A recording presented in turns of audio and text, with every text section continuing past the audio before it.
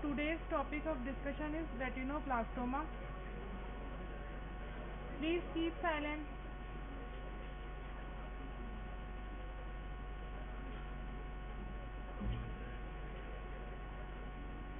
So what is retinoblastoma? It is the most common primary intraocular malignancy of childhood. It is most primary malignant neoplasm of the retina that arises from the immature retinal cells. It may be unifocal or it may be multifocal. Mostly it is unilateral, which is around 70%, and sometimes it may be bilateral around 30% of cases. It is sporadic in 94% of cases and familial in 6% of cases. It is non-hereditary 50 to 60% of cases, or may be hereditary in 40 to 50% of cases. Its lifetime incidence is 1 in 15,000 to 20,000 of children. It is highest occur in first few months of life. It is rarely diagnosed before the first 3 months of life. It is most commonly occur between the age of 1 to 2 year of age. Bilateral retinoblastoma most commonly occur within 12 months of life, and unilateral retinoblastoma within 1.5 year of life. It is affects boys and girls with equal frequency, and there is no known racial predilection. Mostly it is unilateral in 70% of cases, and in 30 to 40% of cases it is bilateral. In unilateral cases, only a single tumor is usually presented in the affected eye, while in the bilateral cases there is multifocal tumor occur in both eyes. Generally it is a sporadic condition. It means there is no previous family history present. In sporadic form, most commonly it is unilateral, and in sporadic form it is mainly transmitted in the form of autosomal dominant inheritance. In sporadic form there are two type of mutation occur: germline mutation and somatic mutation, or we can say germinal mutation. In this there are two type of mutation. One mutation is before the fertilization, and second mutation is after the fertilization, which is known as germinal or germline mutation.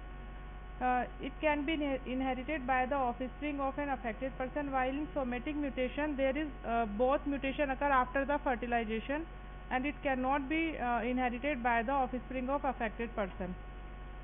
Gene of retinoblastoma is located on chromosome 13, long arm of chromosome 13 on Q14 region, and it is when there is deletion or inactivation of both normal allele of the retinoblastoma gene occur, then there is formation of tumor retinoblastoma occur. For retinoblastoma it is necessary that both the allele have to be deleted. If only one allele is deleted, then it is known as 13q deletion syndrome. Now we come to the pathology. Retinoblastoma tumor arises from the immature retinal cells, which is known as retinoblast. These retinoblasts having large basophilic nucleus and scanty cytoplasm.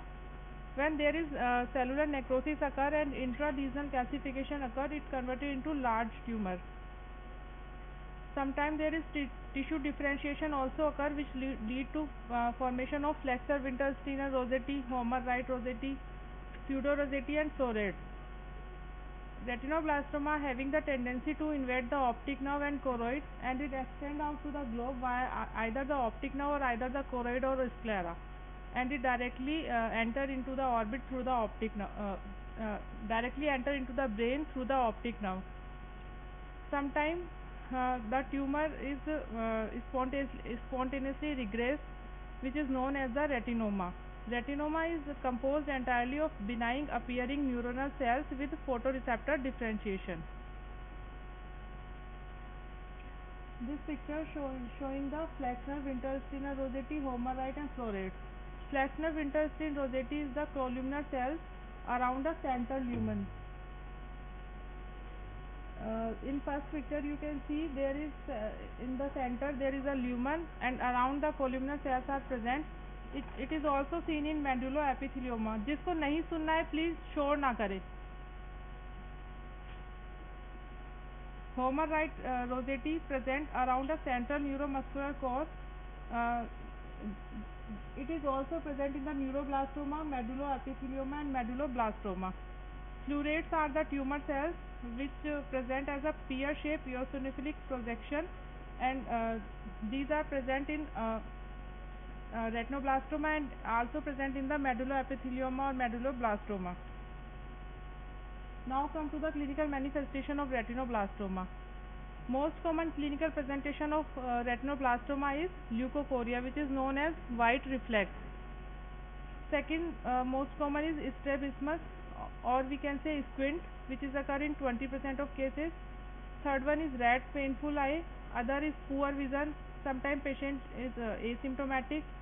Other conditions are orbital cellulitis can be present, unilateral mydriasis can be present, heterochromia iris means difference in the color of the iris in both eyes, and sometimes hyphema, hypopyon, glaucoma can also be present in case of retinoblastoma, but most common presentation is leukocoria and strabismus. Leukocoria occur in 60% of the cases. Leukocoria, we can say white reflex also. It means lack of red reflex of the eye in large tumor, retinal detachment, retrolateral mass or other vitreous opacity due to the tumor cell, which is often noticed by the parents of children. Strabismus occur in 20% of cases because of disruption of the fusional reflex, because of loss of central vision from a tumor. If tumor occur in a case of tumor occur in area of the macula, then it cause loss of vision, and in case of loss of vision, eye become squinted. Third manifestation is rubeosis iridis. We can say neovascularization of the iris. It is occur in advanced cases due to the extensive tumor necrosis factor, which releasing the angiogenic factor which lead to the formation of new vessels over the iris. Heterochromia iridis may be present. Other one is spontaneous hyphema. It also occur in advanced cases. Glaucoma. Here glaucoma may be neovascular glaucoma, angle closure glaucoma, and open angle glaucoma. Neovascular glaucoma occur in case of neovascularization of the iris. Angle closure glaucoma occur when tumor, because of the tumor, lens pushes the iris forward, which lead to the angle closure. And open angle glaucoma occur when inflammatory cells block the trabecular mesh valve. So these three type of glaucoma can occur. Pseudohypopyon occur in case of uveitis and inflammation. In this case, seeding of inflammatory cells occur in the anterior chamber in case of endophytic tumor or in diffuse infiltrating tumors. Pain occur in case of glaucoma or inflammation like uveitis or orbital cellulitis. And most important is proptosis of the eye if there is exophytic growth of tumor is present. This is the picture showing leukocoria. You can see the white reflex from the center of the pupil. There are four patterns of growth occur: endophytic, exophytic, mixed and diffuse infiltrating. In endophytic, tumor arises from the inner layer of the retina and it fills the vitreous cavity. Anteriorly it reaches the aqueous humor, it touches the lens sometime and it touches the sometimes vitreous base. It may permeate through the lymphatic channel and visual disturbance occur most commonly, and white eye reflex are seen in the endophytic cases. Exophytic, in this case tumor arises from the outer layer of the retina. It fills the subretinal space which lead to the serous retinal detachment. Choroidal invasion occurs through the Bruch membrane and it lead to the proptosis and retinal detachment. In case of endophytic there is no proptosis. In case of exophytic there is proptosis can be present, and serous RD can be present in exophytic only. Mixed is the most common pattern in which both endophytic and exophytic tumor present. And diffuse infiltrating, there is no mass, only sign of endophthalmitis is present, and it occur in late age, around 6 years of age, while in endophytic and exophytic occur in around 1 to 2 years of age. In this case pseudohypopyon may be present, which resemble the inflammatory reaction, and diagnosis is delayed, so it is most difficult to treat and it is most dangerous. Generally diffuse infiltrating in unilateral and sporadic. First one is endophytic and second is exophytic. In endophytic, tumor arises from the inner layer of the retina and grow inside. So there is no proptosis, and in exophytic, tumor arises from the outer layer of the retina and it penetrates to the sclera and grow outside.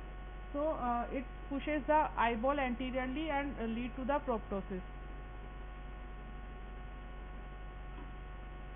Clinical manifestation is depending upon the stage of the disease.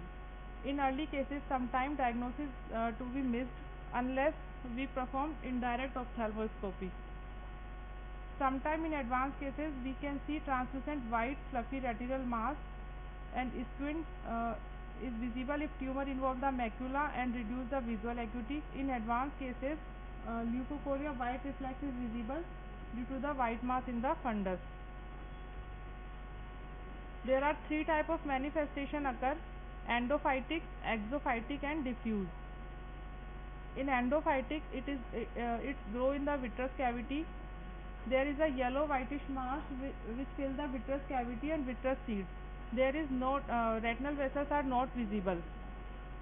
While in the exophytic, tumor towards the subretinal space is separate the retinal pigmentary epithelium from the neurosensory retina, and there is retinal vessels are visible.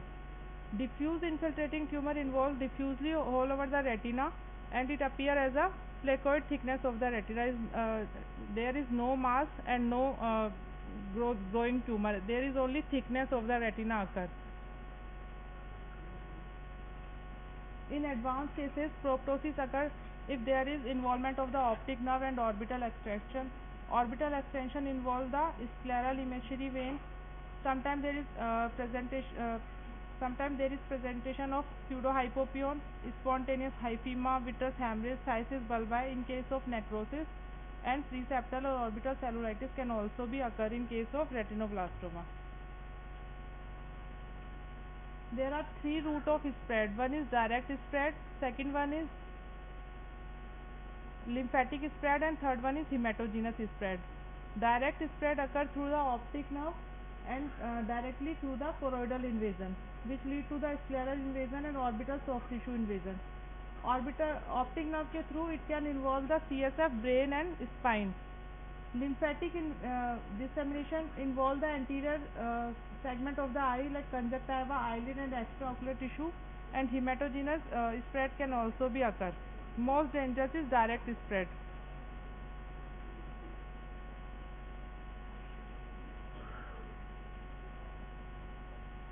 Presentation is a white, round, oval, dome-shaped retinal mass. It attracts the retinal blood vessels. In case of very small tumor, only translucent thickening is present, but in case of large tumor, it can be present as a non-rhegmatogenous RD. Sometimes it extends via the retinal pigment epithelium, which is known as exophytic.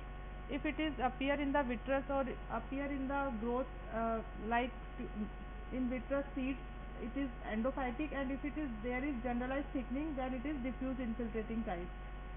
Sometimes retinoblastoma lead to severe necrosis and eye becomes sunken, which is known as thyssenkal retinoblastoma, and sometimes retinoblastoma stop progressing and it convert into regressive type. It is known as retinoma. This picture showing the intraretinal retinoblastoma. Here you can see a white patch over the macula, and surround the white patch there is a dilated and tortuous vessels which are the feeding vessels. Another picture showing the retinoma, which is spontaneously regressed retinoblastoma. It has limited vascularity, greyish white in appearance, and there is surrounding chorioretinal atrophic patches are present.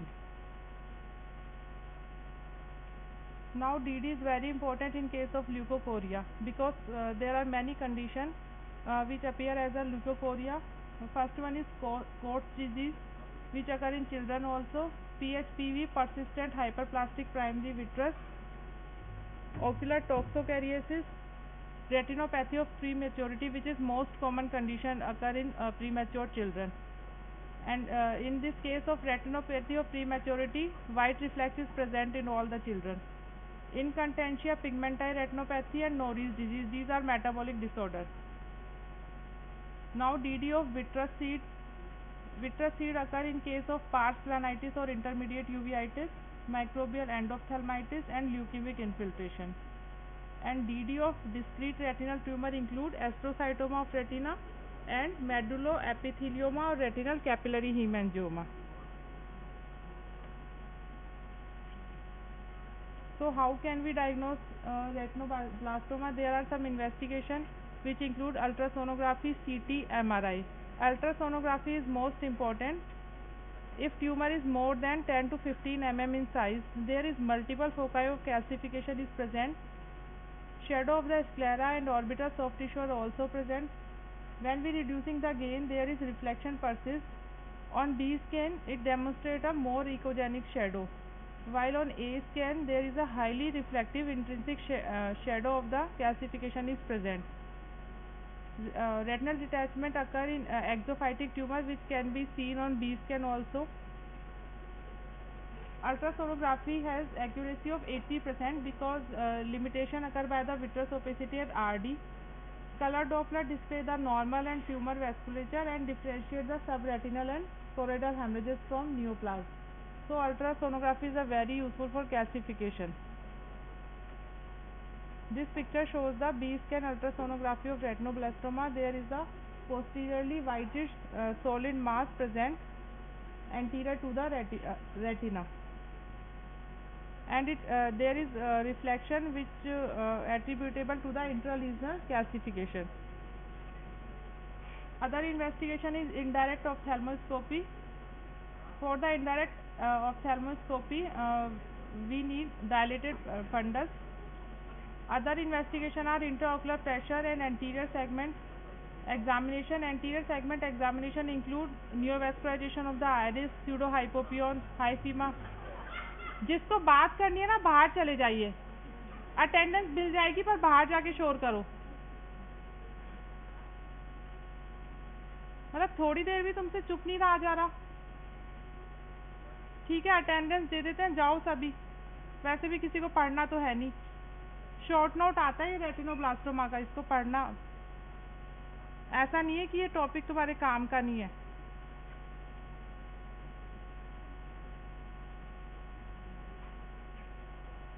On anterior segment we can find neovascularization of iris, pseudohypopyon, hyphema and sign of inflammation.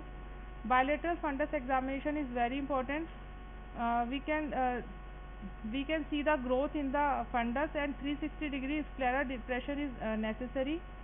We can use RETCam also, which is a wide angle fundus camera. It helpful in documenting and monitoring the response of treatment.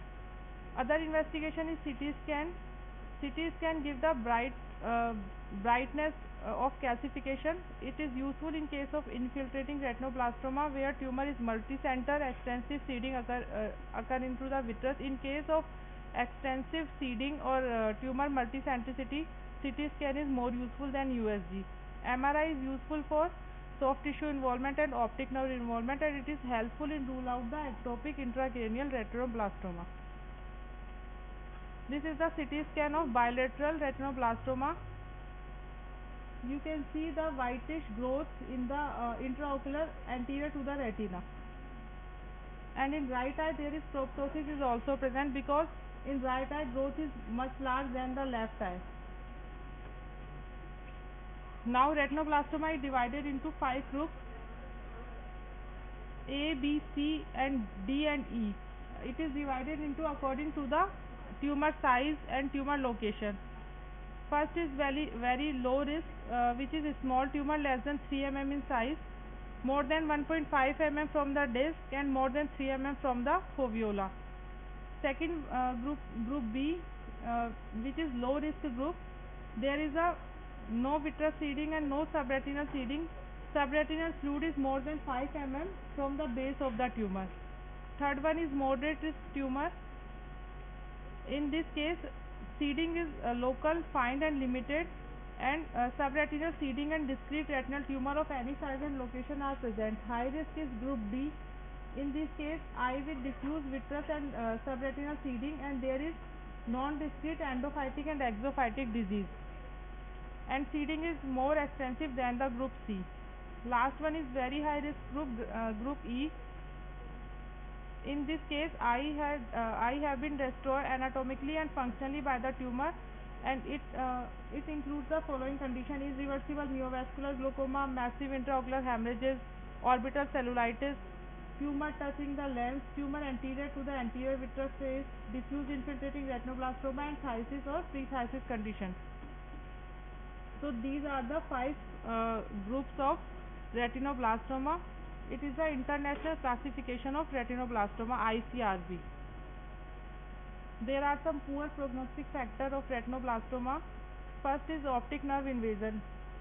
It is the most poor prognostic factor. Second is increased hematogenous spread, which lead to the 60% risk of metastasis. Other one is if there is extraorbital extension is more than 90% cases, poorly differentiated tumor. If there is involvement of anterior chamber, then chances of mortality is up to 80%. If there is large tumor with vitreous seeding, neovascularization of iris, glaucoma, neovascular, either neovascular, either open angle or either angle closure, bilateral tumor with uh, bilateral tumor with pinealoblastoma, trilateral retinoblastoma क्या जो इसमें है ना trilateral retinoblastoma, it is bilateral retinoblastoma with pinealoblastoma, and it has almost 100% fatality. So these all are the poor prognostic factor of retinoblastoma. Now we come to the management. So how we can manage the retinoblastoma? Our primary aim is to save the life of patient, and secondary aim to prevent the organ and its function. It is a multidisciplinary approach which depends upon the patient age, location, laterality, staging, systemic condition, cost effectiveness, and overall progression. Current treatment suggests that in case of group A to C, either unilateral or bilateral, we should start focal therapy in form of cryotherapy, transpupillary thermotherapy if tumor is less than 3 mm in size. We should start standard 6 cycle of chemotherapy and then focal therapy for the large tumor in case of visually crucial areas. If the tumor involves the juxtapapillary and macular area, then we should start the transpupillary thermotherapy and plaque radiotherapy. If tumor is more than 12 months occur and large tumor bilaterally occur, then we start focal therapy with plaque radiotherapy and extended beam radiotherapy. But if there is large tumor present unilaterally, then we should done the enucleation. Second treatment is if tumor included in the group D, which is high risk group, either unilateral or bilateral, then we should start initially with chemotherapy, high dose chemotherapy.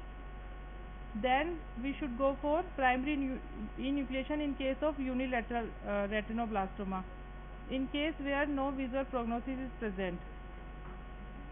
And in group E, very high risk cases, primary we should do primary enucleation, and then we should evaluate the histopathology of optic nerve and other soft tissue for high risk factors.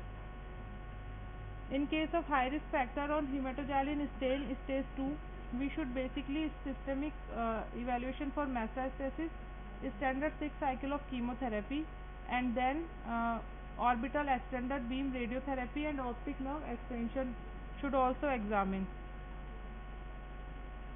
In case of extraocular tumor, high dose chemotherapy 3 to 6 cycle followed by enucleation and extended beam radiotherapy and high dose chemo.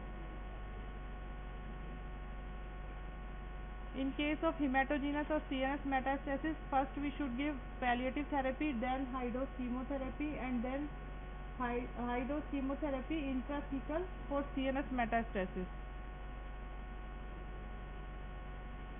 So summary of treatment is, first we should give intravenous chemotherapy, then enucleation, then radiation therapy, which includes external beam radiation therapy and plaque radiotherapy. Laser therapy included photocoagulation and TTT, transpupillary thermotherapy. cryotherapy, and lastly observation in case of retinoblastoma, which is spontaneously regressed, and retinoma. Chemotherapy is primary option in case of bilateral retinoblastoma, क्योंकि अगर किसी patient को bilateral retinoblastoma है तो both I का इन्यूक्लेशन नहीं करना चाहिए, मेडिको लीगल नहीं करना चाहिए दोनों आंखों का इन्यूक्लेशन, तो इसलिए हम पहले उसको कीमोथेरेपी स्टार्ट करेंगे. In case of unilateral initial treatment is enucleation, but if eye is salvageable then we should start with chemotherapy. Chemotherapy agents include carboplatin, etoposide, and vincristine, and cyclic treatment every 3 to 4 weeks for 6 or more cycles we should give. This picture showing the improvement of patient after chemotherapy.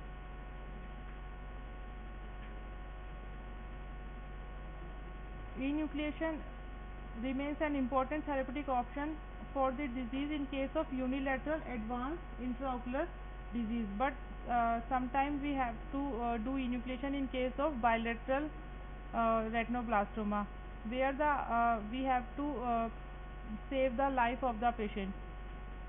If enucleation is performed, the ophthalmic surgeon should attempt to obtain a long section of the optic nerve during surgery, because it is spread through the optic nerve.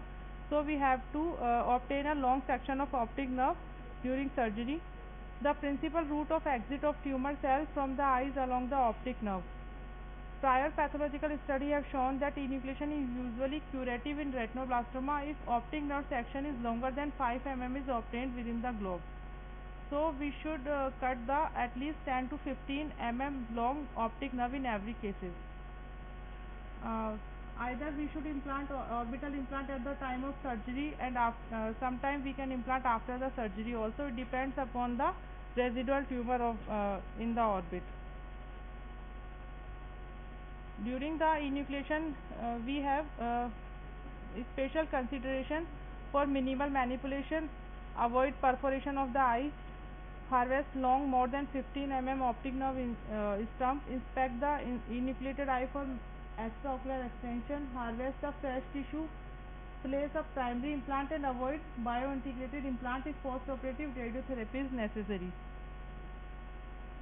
External beam radiotherapy can be given, but in case of one or more tumor which involve the optic disc, if there is a diffuse vitreal and subretinal seeding, if there is a primary chemotherapy and local therapy has been failed, if the vitreous seed not respond to the chemotherapy. But there are some side effects of extended beam radiotherapy like cataract, posterior subcapsular cataract, dry eye, radiation neuropathy, neovascular glaucoma, and non-retinoblastoma malignancy can also be occur. Other option is laser therapy, which includes photocoagulation and transpupillary thermotherapy. In photocoagulation, we can use argon green laser. Side effect of photocoagulation is serous retinal detachment, retinal vascular occlusion, retinal hole, retinal traction. It is contraindicated in case of active chemotherapy because it restricts the blood supply, so it reduces the concentration of chemotherapeutic agent. So it should not be given with the chemotherapy. In transpupillary thermotherapy, we use the infrared laser. Wavelength is 810 nanometer, but it has some side effect like transient retinal detachment and retinal tears. So this is all about the retinoblastoma and its treatment.